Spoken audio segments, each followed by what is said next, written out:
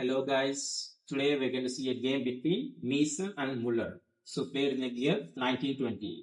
So white plays the move c4 and e5. It's a typical English opening, right? When you play c4, e5, typically English opening. So knight c3, opening move, knight f6, opening move, knight f3. Then knight c6 is the opening move. So it looks like a 4-knight. So now white plays d4, breaking the center. So pawn captures, knight captures. So knights are looking good and black knights are looking good too.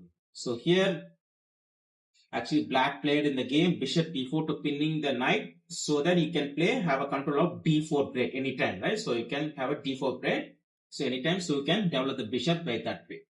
So here, white captures knight c6, thinking of pawn capture c6. They want to double the pawn structure. So double pawns are mostly it's a weak pawn, right?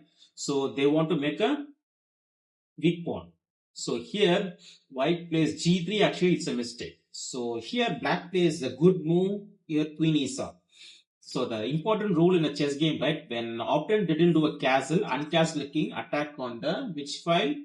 E file, attack on the E file, which means on this file. So when opponent is uncastle king, attack on the E file. So bishop G2.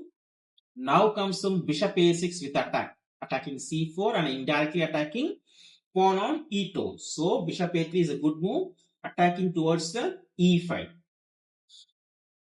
Now here, actually white plays the move queen D3. So if you play queen b3, no problem with that. I just play queen c5, attacking the c4 pawn, and you can't defend the c4 pawn, and it's gone.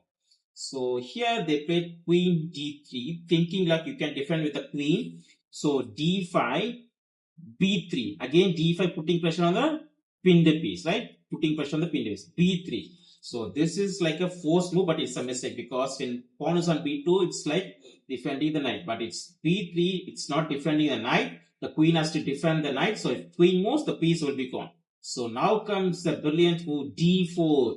d4 because the bishop is pinning the king. The knight is defended by the queen. So they play d4.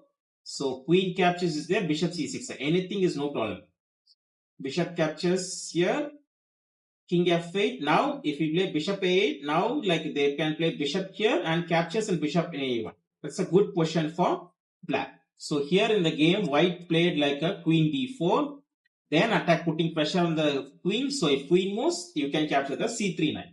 So here, bishop c6, king f8. Now white plays bishop d3.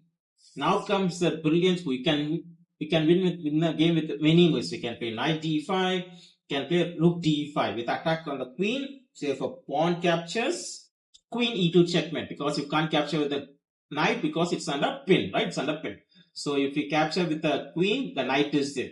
So if you if you move the queen or somewhere else, you can't defend that. So if you move the queen to here, queen captures, pawn captures, bishop e3, and you can play bishop a1 or else play rook d1, rook h1, so many winning ways.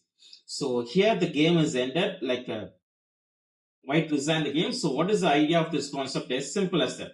When uncastled king tried to attack on the e file, remember this thing, when tried to attack on the e file with the uncastled king, right? So this is how black won the game by the simple concept, right? So if you like the game, do like and share and subscribe. Okay guys, we'll meet on the next video. Until then, bye.